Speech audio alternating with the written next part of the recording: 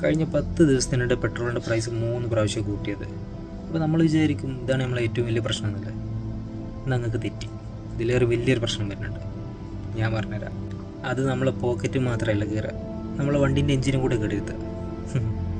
E20 അല്ല E30.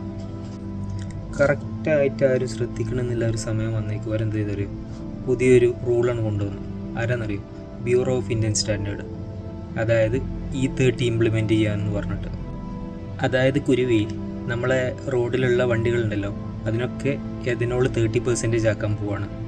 അതിൻ്റെ പ്രശ്നം എന്താണെന്ന് വെച്ച് കഴിഞ്ഞാൽ നമ്മളെ നാട്ടിലോടുന്നതിൻ്റെ ഒരു 75 to 80% വണ്ടികൾക്കും ഇത് താങ്ങാനുള്ള കപ്പാസിറ്റി ഇല്ല. വണ്ടി കട്ടപ്പുറത്താവോ? ഇത് കാരണമായിട്ട് നമ്മളെ ഫ്യൂൽ പൈപ്പ് അതേപോലെ തന്നെ എഞ്ചിൻ്റെ പല പല ഭാഗങ്ങൾക്കും ചെറിയ കേടുപാടുകൾ സംഭവിക്കും. ബാക്കി അതിൻ്റെ ഭാഗമായിട്ട് പിന്നെ വലിയ കേടുപാടുകളും സംഭവിക്കും. അത്രേ ഉള്ളൂ. അതൊക്കെ പിന്നെ പോട്ടേന്ന് വെക്കാം. പക്ഷെ ഇതിലേറെ വലിയൊരു പ്രശ്നമുണ്ട്. അതെന്തെന്നറിയോ? ഈ പെട്രോളിൻ്റെ വില കൂടുന്നതിനനുസരിച്ച് നമ്മളെ വണ്ടീൻ്റെയൊക്കെ മൈലേജ് കുറയത്തില്ല.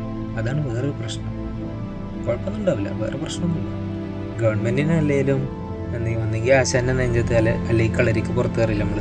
ആ ഒരു അവസ്ഥയാണ്. എന്തെപ്പോൾ ചിന്തിക്കുന്നൊന്നും പറയാൻ പറ്റില്ല. എന്തായാലും അവസാനം സാധാരണക്കാരുടെ നെഞ്ചത്തേക്ക് കയറി വരും, അത് ഉറപ്പാണ്.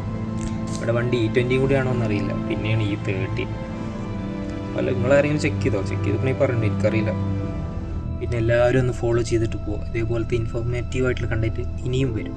ഓക്കെ.